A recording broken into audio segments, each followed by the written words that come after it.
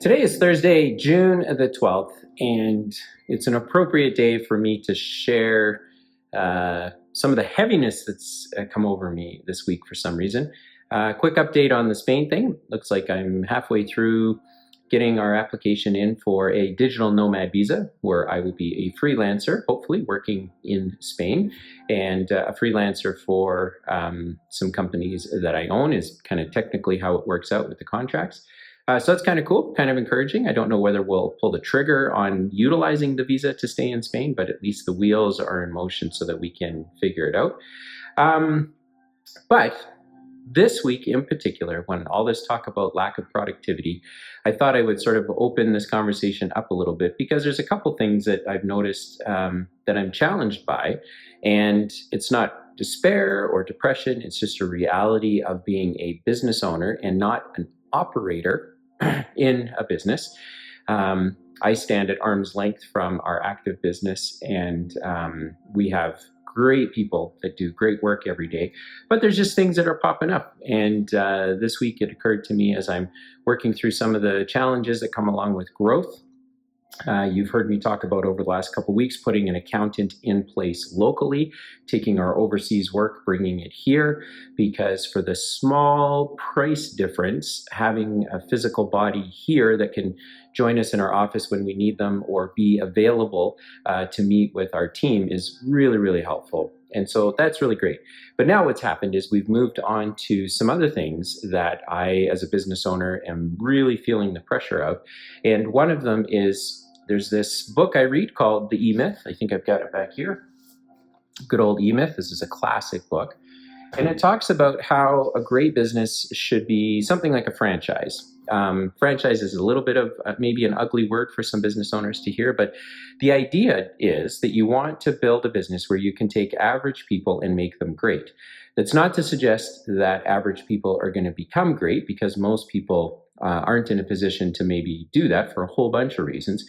But as a business owner, the alternative to not building a business where you have systems and processes that can take average people and make them great, the trade-off for that is that you just spend, I think, your entire life in perpetual frustration because you get annoyed that people don't do the things you want them to do. You tell them over and over again, you think you've put in like some little tools to help them, but at the end of the day, you are placing too much autonomy on your team, and that even though people want autonomy, they still want the ability to be productive and to not waste their time and to feel like they're contributing something. Everyone, I think, has a different level of value that they believe they're contributing to an organization. So this week, we have some gaps in our process. We have some gaps in how we mobilize our crews to get them out to the field. We have some gaps in being very clear about what the expectations are every day. And we have conversations, lots of conversations. We use technology like Teams to have actual meetings and videos, and all that stuff is cool. But at the end of the day, we're still in a position, I realize, we're still in a position where there are parts of what we're doing every day where we are relying on people's memory to help them. And so as a business owner, my job is to improve our systems, improve our processes so that we don't have to depend upon people's memory to do something. For example, what tools do I need to bring to the site? This is a unique job. I'm probably going to need these tools instead of these tools. And then when I get to site, okay, what is my actual scope of work? I'm going to be here for the next 4 weeks. How do I know which things to knock out first? And it's interesting because a year ago, I forced us off of a project management system that just really wasn't very helpful. It's basically just a glorified Excel spreadsheet with a bunch of tabs, but built as kind of a website. But anyway, now that we're in charge of our own technology, there's a lot of cool things that we can do to fill in these gaps. So as a business owner, we're challenged by wishing that our team could do more. And it becomes, for me, the weight of this week has me feeling like, man, is this even worth it? Like, why not go be a solopreneur somewhere where I could just work on my own, do my own thing, and life would be less stressful and there would be less things to concern myself with. But the truth is, as I stand back, the people on our team have the same type of worries and anxieties, but theirs are structured a little differently. I think theirs sounds something like, no matter how hard I work, I'm not going to make enough money. The cost of living is going up. I've got a young family. How am I going to pay for them? Like, our team is coming to each day with their own set of worries and stress and anxieties. And so I've always said I want our place of work to be the least stressful place in someone's life. But to deliver on that expectation, I have to make sure that we are removing from our team the things that don't make them productive. And one of those things that doesn't make them productive is having to remember to do certain things because the company hasn't put them in a position to succeed, meaning a mob list. Here's everything you're going to need for your job. Check it off. Make sure you didn't forget anything. Or because we bid a job, we know the scope of work.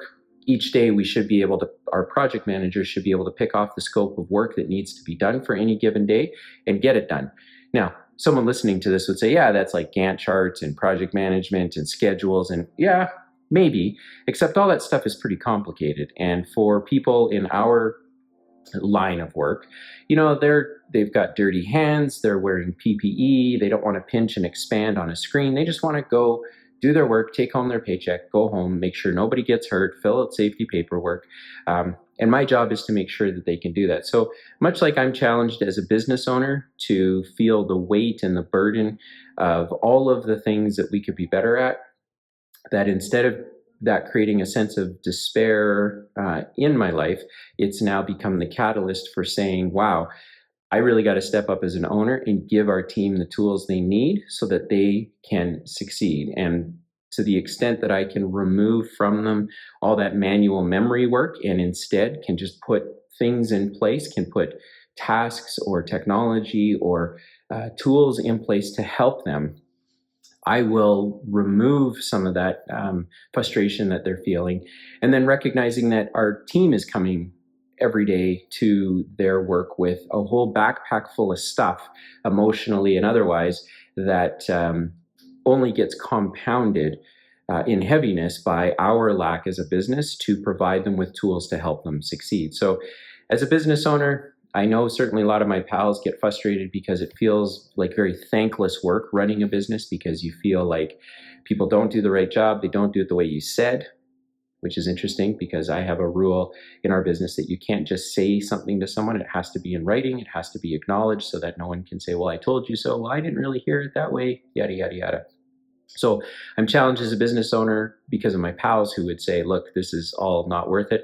I actually think it is worth it. I think it's worth it because I'm able to support my family by running a great business. But if I don't run a great business, I can't support my family. So my incentive is to not buckle under the stress and the anxiety and the frustration of what it means to be a business owner in Canada with the kind of friction that we're up against every day. I think my opportunity is to lean in harder and try to figure out how to make a better business. And for all my pals that don't want to do that, that just means they're going to spend their life upset every day and frustrated. And certainly we're not supposed to be Pollyannish about it and pretend that these frustrations aren't real. But how we hold them and how we deal with them, I think, makes all the difference in the world. And so while this week I'm feeling the burden of some of the gaps that we have, I believe within the next couple of weeks at most, I will have been able to elevate our kind of our entire process of how we do what we do, so that our team can carry less of that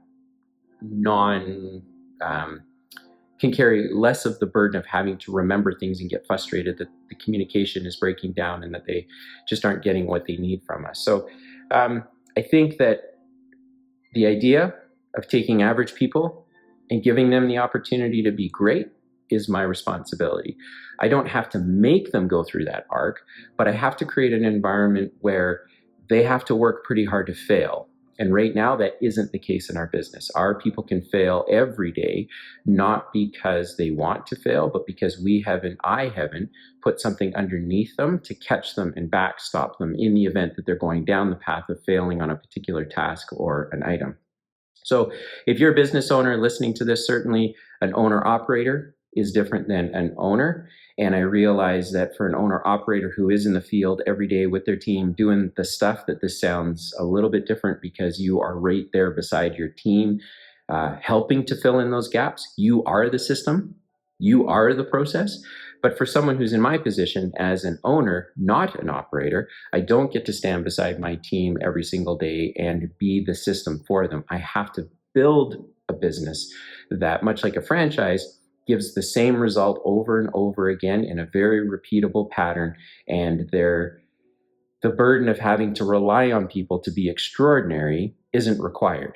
If someone is extraordinary or they're good, that just means they excel faster. But our business doesn't depend upon people being extraordinary. And right now, we have good people, and we are relying heavily on them every day to be good. Instead, what I need to be doing is creating a business where the business gives them the support that they need so that they can be good and great, and that we can take anybody who simply has an interest and a desire and some motivation. We can put them in our business and they can excel and they can achieve what they want to achieve. So I'm really challenged this week as an owner to hold these gaps really tightly and fix them. And I believe that on the other end will be just a different set of frustrations, maybe. But certainly this is better than the alternative. And I think being a business owner is a wonderful opportunity to create some value in the marketplace, but it doesn't come for free, and it is work. And I think that there is glory in the work. I don't think the destination is the goal. I think it is the path to getting there. And so I thought maybe spending a couple of minutes this morning to share where I'm at and the kind of week that I'm having might provide a little sense of context for anyone else listening to this that either is an owner operator or just an owner and are struggling with that whole people side of the business, and what it means to do a better job as an owner to build a business where you can take an average person and make them great.